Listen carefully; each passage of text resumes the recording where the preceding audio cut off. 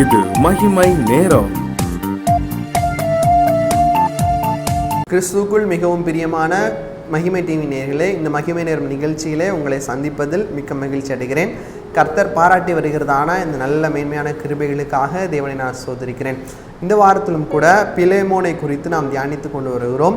பிலேமோனுக்கு எழுதின நிருபத்திலிருந்து பிலேமோன் என்று சொல்லப்படுகிறதான அந்த ஒரே ஒரு பாத்திரத்தை குறித்து நாம் தியானித்து வருகிறோம். நேற்று தினத்திலும் கூட பரிசுத்தவான்களிடத்தில் அன்பு கூறுகிறவர் என்று சொல்லி நாம் பார்த்தோம். இன்றைக்கு இந்த பிலேமோனுடைய மற்றொரு குணாதிசயம் என்று சொல்லி பார்ப்போமானால், பிலேமோன் 4வது வசனம் இப்படியாக சொல்கிறது: கர்த்தராகிய இயேசுவினிடத்திலும் எல்லா பரிசுத்தவான்களிடத்திலும் உள்ள உம்முடைய அன்பையும் உம்முடைய விசுவாசத்தையும் நான் கேள்விப்பட்டேன் என்று சொல்லி சொல்லப்பட்டிருக்கிறது. நேற்று தினத்தில் பிலேமோனுடைய அன்பை குறித்து நாம் பார்த்தோம். இன்றைய தினத்திலும் பிலேமோன் கிறிஸ்துவின் மேல் வைத்த விசுவாசத்தை குறித்து நாம் தியானிக்க இருக்கிறோம். கிறிஸ்துவின் மேல் விசுவாசம் வைத்தவர். ஒருவேளை நமக்கு இன்னைக்கு ஒரு கேள்வி எழுப்பலாம், நானும் ஒரு விசுவாசி தானே, எனக்கு இன்னைக்கு இந்த மெசேஜ் தேவையா, இந்த செய்தி தேவையா என்று சொல்லி நமக்குள்ளாக ஒரு கேள்வி எழும்பலாம். இந்த விசுவாசத்தை குறித்து தான் எனக்கு நன்றாக தெரியுமே, என்னை போலதான பிலேமோனும் ஒரு விசுவாசி, அப்போ நான் ஏன் இன்றைக்கு இந்த செய்தியை கேட்க வேண்டும் என்று சொல்லி ஒவ்வொருவருக்குள்ளாகவும் ஒரு கேள்வி எழும்பும். இந்த வசனத்தை தியானிக்கும் போதும் கூட எனக்குள்ளாக இப்படி ஒரு கேள்வி எழும்பினது. எனவே தான் உங்களிடத்தில் நான் பகிர்ந்து கொள்கிறேன். வேத வசனம் 6வது, இந்த பிலேமோன் 6வது வசனத்தில் இப்படியாக சொல்கிறது: உங்களில் உள்ள சகல நன்மைகளும் தெரியப்படுகிறதுனாலே உம்முடைய விசுவாசத்தின் அந்யோன்யம் கிறிஸ்து இயேசுவுக்காக பயன்பட வேண்டும் என்று சொல்லி வேண்டுதல் செய்கிறேன். விசுவாசத்தின் அந்யோன்யம் என்று சொல்லப்பட்டிருக்கிறது. பிலேமோன் இடத்துல விசுவாசத்தின் அந்யோன்யம் காணப்பட்டது. ஆண்டவர் மேல் வைத்த விசுவாசத்தின் அந்யோன்யம். இதை கிரேக்க மொழியிலே அதனுடைய மூல பாஷையிலிருந்து அர்த்தத்தை நாம் எடுப்போமானால், இந்த அந்யோன்யம் என்று சொல்லப்பட்ட வார்த்தைக்கு கொய்னீனியா என்று சொல்லப்பட்டிருக்கிறது. கொய்னோனியா, இதற்கு 3 விதமான அர்த்தம் இருக்கிறது. முதலாவதாக பகிர்தல், ஷேரிங், நம்மிடத்தில் இருப்பதை மற்றவர்களுக்கு பகிர்ந்து கொடுப்பது. இரண்டாவதாக ஐக்கியம், ஃபெல்லோஷிப், ஒருவருக்கொருவர் ஐக்கியமாக செயல்படுவது, ஐக்கியம், ஃபெல்லோஷிப். மூன்றாவதாக மனப்பூர்வமாய் பகிர்தல், த ஆக்ட் ஆஃப் ஷேரிங், இல்லை என்று சொன்னால் உதாரத்துவமாய் பகிர்தல். இதுதான் இந்த அந்யோன்யம் என்று சொல்லப்படுகிற வார்த்தைக்கு மூல பாஷையிலிருந்து எடுக்கப்படுகிறதான அர்த்தம். இந்த இடத்துல இந்த பிலேமோனுக்கு எழுதின நிருபத்தில் நாம் ஒப்பிடும்போது இதன் 3வது அர்த்தம் மிகவும் துல்லியமாக பொருந்துகிறது. அது என்ன? மனப்பூர்வமாய் பகிர்தல். அப்போ இன்றைக்கு விசுவாசத்தை நாம் சற்று வித்தியாசமான கோணத்தில் நாம் தியானித்து கொண்டு இருக்கிறோம். இதுவரைக்கும் நமக்கு தெரிந்த விசுவாசம் என்று சொன்னால் என்ன? ஆண்டவர் மேல் வைக்கிறதான ஒரு அசையாத நம்பிக்கை. ஒருவேளை அது கிரியையினால் நாம் விசுவாசத்தை வெளிப்படுத்தலாம், இப்படிப்பட்டதாக நாம் யோசித்து கொண்டிருப்போம். ஆனால் விசுவாசமானது அது மட்டுமல்ல. விசுவாசமானது மற்றொரு இடத்துல பகிர்ந்து கொடுப்பதும் விசுவாசம் தான். ஆண்டவர் மேல் வைத்த விசுவாசம், இதுதான் விசுவாசத்தின் அந்யோன்யம் என்று சொல்லி வேத வசனம் நமக்கு கற்றுக் கொடுத்துக்கிறது. அது என்ன? பகிர்ந்து கொடுப்பது.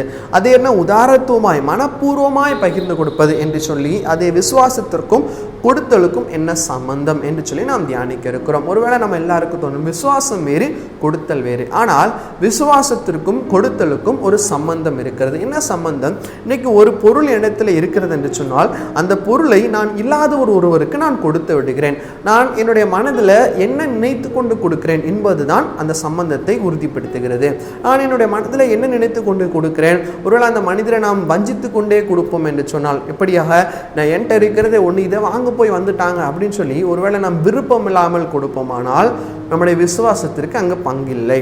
ஆனால் இதை நான் கொடுத்தால் ஆண்டவர் இதிலும் மேன்மையான காரியங்களை எனக்கு கொடுப்பார் என்று சொல்லி நாம் கொடுப்போமானால் அதுதான் விசுவாசத்தோடு பகிர்ந்தளித்தல். அதுதான் விசுவாசத்தின் அந்யோன்யம் என்று சொல்லி வேதத்தில் நாம் பார்க்க முடிகிறது. இந்த பிலேமோன் ஒரு செல்வந்தனாய் காணப்பட்டான். இந்த செல்வந்தருக்கு என்ன வேலை? அவர் மற்றவருக்கு பகிர்ந்து கொடுக்கிறவராய் இருக்கிறார். இந்த பகிர்ந்து கொடுக்கிற பண்பு எங்கிருந்து இந்த பிலேமோனுக்கு வந்தது என்று சொன்னால், ஆண்டவர் மேல் வைத்த விசுவாசம் இந்த பிலேமோனுக்கு இந்த பகிர்ந்து கொடுக்கிற பண்பை கொடுத்ததாக நாம் பார்க்க முடிகிறது வேதாகமத்தில்.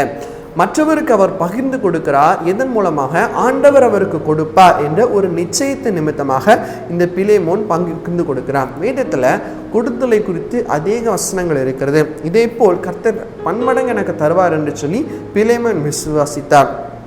கொடுத்தலை குறித்தான வசனங்கள் என்ன சொல்லுகிறது?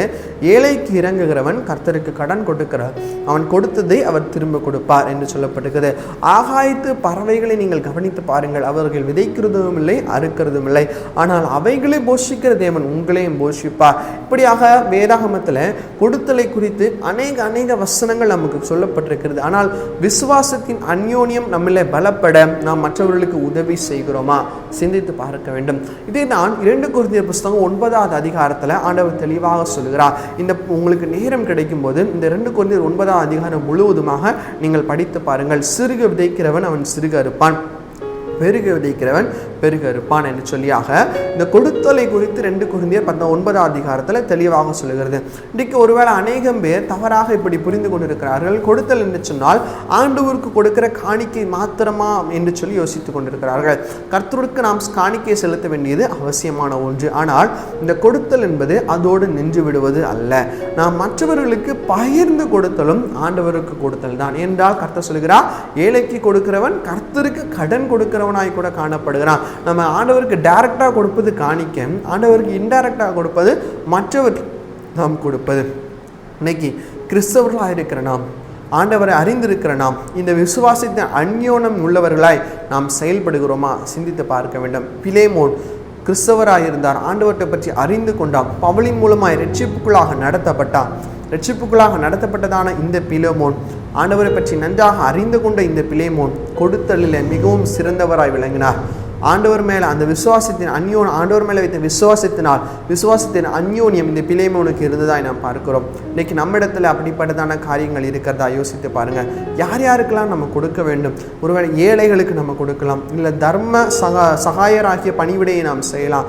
தேவன் அருளிய இந்த சொல்லி முடியாத ஈவு என்று சொல்லி நம்ம ஒவ்வொருவருக்கும் இது நம்ம கொடுக்கலாம். இதை கொடுக்கும்போது தான் நம்முடைய இதயம் சந்தோஷப்படும். அதே நேரத்தில் அதிலும் அதிகமாக ஆண்டவர் நம்மை பார்த்து மகிழ்வார். இன்னைக்கு நம்மிடத்தில் இருப்பதை மற்றவர்களுக்கு கொடுக்கிறதான அந்த பண்பு நமக்கு இருக்கிறதா சிந்தித்து பாருங்கள். 2 கொரிந்தியர் 9வது அதிகாரம் 13-14 வசனம் சொல்கிறது, நீங்கள் கிறிஸ்துவின் சுவிசேஷத்தை கீழ்ப்படிதலோட அறிக்கையிட்டிருக்கிறது நிமித்தம் ஏழைகளுக்கும் மற்ற அனைவருக்கும் நீங்கள் உதாரத்துவமாய் தர்மம் செய்கிறது நிமித்தமும் அவர்கள் தேவனை மகிமைப்படுத்தி உங்களுக்காக வேண்டுதல் செய்து தேவன் உங்களுக்கு அளித்த மிகவும் விசேஷித்த கிருபை நிமித்தம் உங்கள் மேல் வாஞ்சையாயிருக்கிறார்கள். விசேஷித்த கிருபை என்று சொல்லி என்ன சொல்லப்பட்டிருக்கிறது? மற்றவர்களுக்கு உதாரத்துவமாய் கொடுப்பதை குறித்து இந்த வேத வசனம் நமக்கு கற்றுக் கொடுக்கிறது. பிலேமோனுக்கு இந்த பண்பு இருந்தது, இன்னைக்கு இந்த பண்பு நமக்கு இருக்கிறதா? பரிசுத்தவான்களின் குறைச்சலில் தனக்கு உண்டான எல்லாவற்றிலும் நாம் பகிர்ந்து கொடுக்கிறோமா? சிந்தித்து பார்க்க வேண்டும். விசுவாசமானது ஆண்டவர் மேல் வைக்கிற நம்பிக்கை மாத்திரமல்ல, விசுவாசமானது கொடுத்தலிலும் இருக்க வேண்டும். விசுவாசமானது எல்லா இதுதான் கிரியை உள்ள விசுவாசம். நம்முடைய கொடுத்தலில் ஆண்டவர் மேலே விசுவாசம் வைத்து நாம் கொடுப்போம் என்று சொன்னால் அதில் ஆண்டவர் மகிமைப்படுவார், ஆண்டவருடைய ராஜ்யம் அதில் கட்டப்படும் என்பதில் எந்த விதமான சந்தேகமும் நமக்கு வேண்டாம். எனவே கண்களை மூடி இந்த பிலேமோனுக்கு கொடுத்த இந்த விசுவாசத்தின் அந்யோன்யத்தை நாமும் பெற்றுக்கொள்ளும்படியாக ஆண்டவர் நோக்கி பார்த்து ஜெபிப்போம். எங்களை நேசிக்கிறதான எங்கள் இரக்கம் நிறைந்த பரலோக பிதாவே, அப்பா உம்மை நோக்கி பார்க்கும்படியாக கர்த்தர் நீர் பாராட்டின கிருபைக்காக உமக்கு நன்றி ஆண்டவரே. அப்பா, பிலேமோனுக்கு இருந்த விசுவாசத்தின் அந்யோன்யத்தை குறித்து நாங்கள் தியானித்தோம். இன்றைக்கி எங்களுடைய வாழ்க்கையிலும் கர்த்தாவே நீர் பேசும்படியாக ஜெபிக்கணும் ஆண்டவரே. இயேசப்பா, எந்தெந்த இடத்துல குற்றத்தில் நாங்கள் குறைவுள்ளவர்களாய் காணப்படுகிறோமோ அது எல்லாவற்றையும் கர்த்தர் நீர் மாற்றி போடும்படியாக ஜெபிக்கிறோம் ஆண்டவரே. இயேசப்பா, நாங்கள் மற்றவர்களுக்கு பகிர்ந்து கொடுக்கிறவர்களாய் ஆண்டவருக்கும்பாக உண்மையும் உத்தமமாக இருக்கிறவர்களாக இருக்க நீங்கள் கிருபை செய்யுங்கப்பா. உமக்கே துதிகன மகிமை ஏறெடுக்கிறோம். மீட்பராம் இயேசுவின் மூலம் ஜெபிக்கிறோம் எங்கள் ஜெபங்களும் நல்ல பிதாவே. ஆமேன், ஆமேன்.